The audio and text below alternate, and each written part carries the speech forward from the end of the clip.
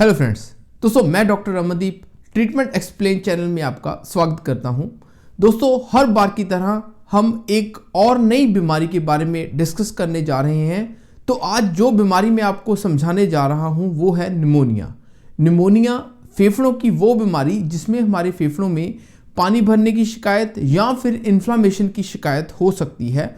इसके बारे में मैं आज आपको डिटेल से बताऊंगा कि कौन कौन से फैक्टर्स हैं जो निमोनिया को करते हैं और निमोनिया की कैटेगरीज कितनी हैं। ये सब जानेंगे आज की वीडियो में। तो आइए दोस्तों शुरू करते हैं आज की वीडियो। निमोनिया आखिर है क्या? निमोनिया हमारे फेफड़ों की वो बीमारी है जिसमें हमारी फेफड़ों में इन्फेक्शन हो जाती है, जिसके कारण वहाँ पे इन्फ्लामेशन होने के बाद वाटर अक्यूमुलेट हो जाता है और हमें सांस लेने में दिक्कत होती है।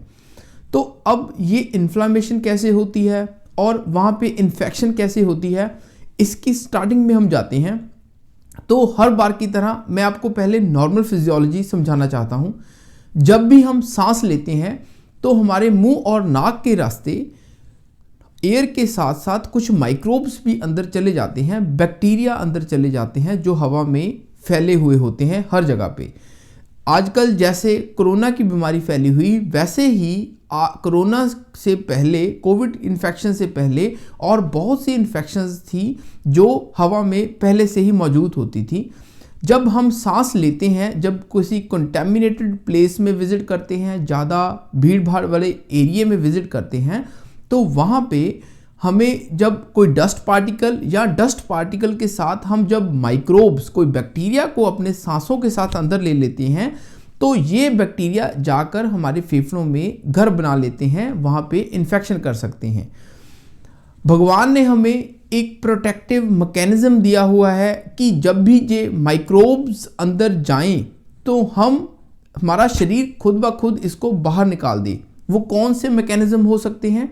वो मैकेनिज्म हो सकता है कफ, खांसी। जब भी हम धूड़ वाली जगह पे जाएं जहाँ पे हमें बहुत सारी मिट्टी में सांस लेनी हो तो हमें खांसी आ जाती है, तो वो एक प्रोटेक्टिव मैकेनिज्म होता है। उसी तरह से कुछ मैकेनिज्म ऐसे होते हैं जो हमारे आँखों के सामने नहीं होते पर हमारी बॉडी उसको परफॉर्म करती रहती है। उसमें सबसे पहले जो है कफ, उसके बाद कफ रिस्पॉन्स के बाद हमारे ट्रैकिया और हमारे जो उसके रेस्पिरेटरी सिस्टम के ट्रैक्ट्स होते हैं, वहाँ पे म्यूकोसिलरी रिस्पॉन्स शुरू हो जाता है। हमारे वहाँ पे जो एक लाइनिंग होती है वो इन डस्ट पार्टिकल्स एंड माइक्रोब्स को पकड़कर बाहर फेंकने की कोशिश करती है, और ये होता है सेकेंड रिस्पॉन्स प्रोटेक्शन का हमारी बॉडी में। उसके बाद थर्ड रिस्पॉन्स आता है अगर ये इन्फेक्शन जो है और नीचे तक हमारे फेफड़ों तक पहुंच जाए तो वहाँ पे इनको ख़त्म करने के लिए हमारे जो प्रोटेक्टिव सेल्स होते हैं वो इन माइक्रोब्स के साथ फाइट करते हैं। पर अब मान लीजिए कि कुछ माइक्रोब्स जो हैं वो सक्सेसफुल हो जाते हैं ऐसे एंट्री लेने के लिए, हमारे सांस के रास्ते हमारे फेफड़ों में पहुंच जाते हैं। वहाँ पे ये जाकर एल्वुलाई, जो लंग्स का एक पार्ट होता है जहाँ पे जाकर हमारी बॉडी में ऑक्सीजन एंड कार्बन डाइऑक्साइड का एक्सचेंज होता है, वहाँ पे जाकर ये इन्फेक्शन कर देते हैं। अब इन्फेक्शन होने के बाद क्या होता है कि इन्फेक्शन होने के बाद वहाँ पे इन्फ्लामेशन स्टार्ट होती है, और इन्फ्लामेशन स्टार्ट होने के बाद वहाँ पे जो इन्फेक्शन का फर्स्ट स्टेज स्टार्ट हो जाती है। तो अब ये माइक्रोब्स, इन्फेक्शन के एजेंट्स, इनके कितने टाइप्स होते हैं? इनके बेसिकली 3 टाइप्स होते हैं, जो होते हैं वायरसेस, बैक्टीरिया और फंगस। वायरस और बैक्टीरिया वाली इन्फेक्शन जो है वो ज़्यादा कॉमन है फंगस वाली इन्फेक्शन से। फंगस रेयर इन्फेक्शन होती है, ये इम्यूनो कॉम्प्रोमाइज्ड पेशेंट्स में ज़्यादा होती है, जबकि वायरस एंड बैक्टीरियल इन्फेक्शन जो है वो आमतौर पर लोगों को हो जाती है निमोनिया जिसे कहा जाता है। तो फ्रेंड्स बात करते हैं निमोनिया के टाइप्स कितने होते हैं। निमोनिया को बहुत से डिफरेंट कैटेगरीज में बांटा जा सकता है। उनमें से जो फर्स्ट कैटेगरी है वो होती है निमोनिया की कम्युनिटी एक्वायर्ड निमोनिया, यानी कि जब निमोनिया आमतौर पर एक कम्युनिटी में स्प्रेड होता है वो निमोनिया कम्युनिटी एक्वायर्ड निमोनिया कहा जाता है। जब भी हम आसपास किसी बस में सफ़र करते हैं, पब्लिक प्लेस में घूमते हैं, मॉल में जाते हैं, अगर हमें वहाँ से इन्फेक्शन हो जाए, वहाँ पे घूम रहे लोगों में किसी को निमोनिया हो और उसके बॉडी से जो वायरस या बैक्टीरिया हमारी बॉडी में एंटर करे, चाहे वो कफिंग के थ्रू हो, चाहे वो स्नीजिंग के थ्रू हो, उस तरीके से जब हम इन्फेक्शन को बॉडी में हमारी बॉडी में घर बनाता है तो उसको कहते हैं कम्युनिटी एक्वायर्ड निमोनिया। ये सबसे ज़्यादा कॉमन एग्जाम्पल होती है निमोनिया की।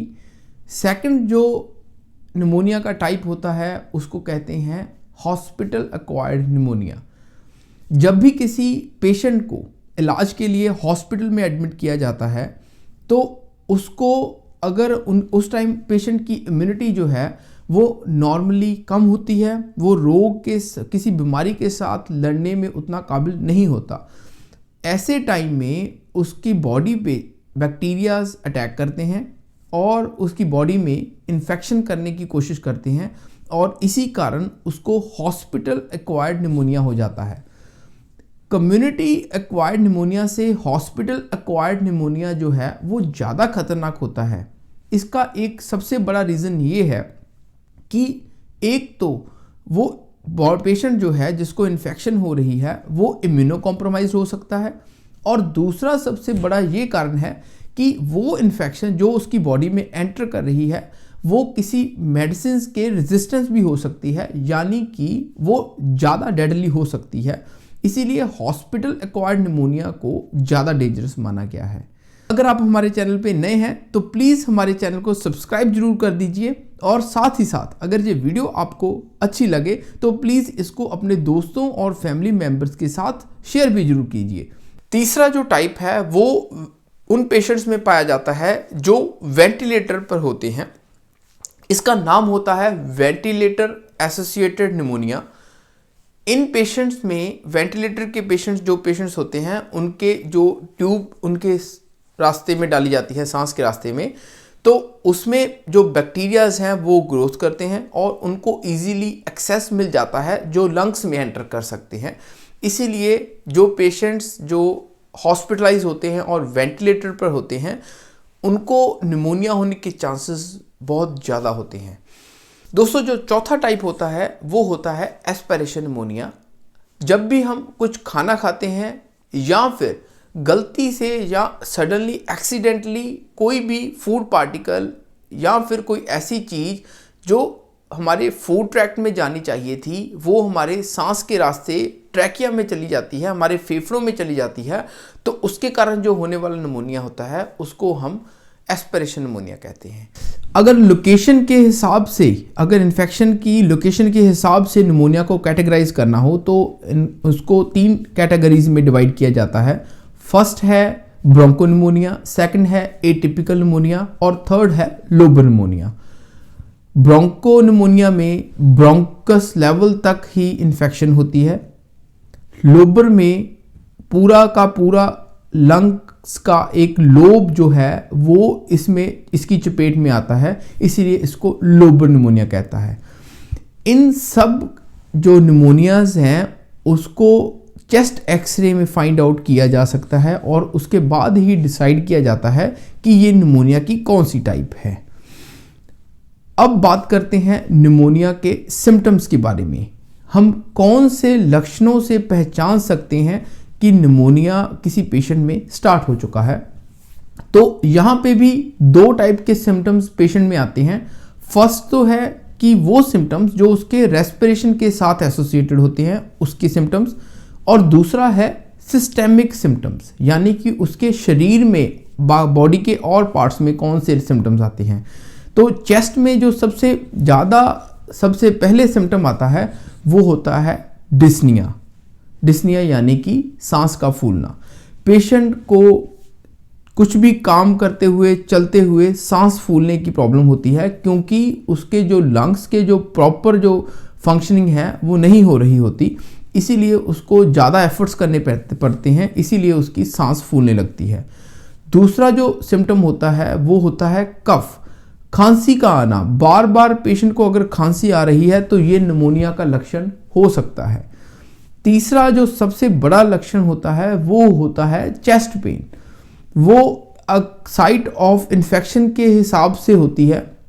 अगर उसके राइट साइड पे पेन इन्फेक्शन है तो उसको राइट साइड पे पेन होगी, अगर उसको लेफ्ट साइड पे पेन हो रही है तो उसको लेफ्ट साइड पे पेन हो सकती है इन्फेक्शन के साइड से।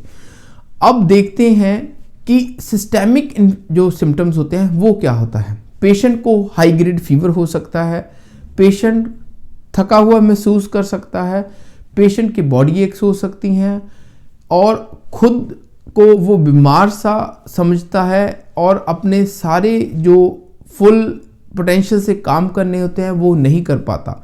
ये सब सिस्टेमिक जो लक्षण होते हैं। इन लक्षणों के साथ जब क्लिनिकली इन्वेस्टिगेशंस की जाती हैं तो जो फाइनल डायग्नोसिस आता है उसके बाद ही हम किसी पेशेंट को निमोनिया डायग्नोस करते हैं। तो ये सब बातें थी कि निमोनिया हमारी बॉडी में कैसे आ जाता है और इसके होने के कौन कौन से स्टेप्स होते हैं। उम्मीद करते हैं दोस्तों ये वीडियो आपके लिए बहुत ही ज़्यादा इन्फॉर्मेटिव रही होगी। अगर ये वीडियो आपको अच्छी लगी तो प्लीज़ लाइक एंड शेयर का बटन जरूर दबा दीजिए और साथ ही साथ अगर आपने अभी तक हमारे चैनल को सब्सक्राइब नहीं किया तो प्लीज़ इसको सब्सक्राइब करके जाइए।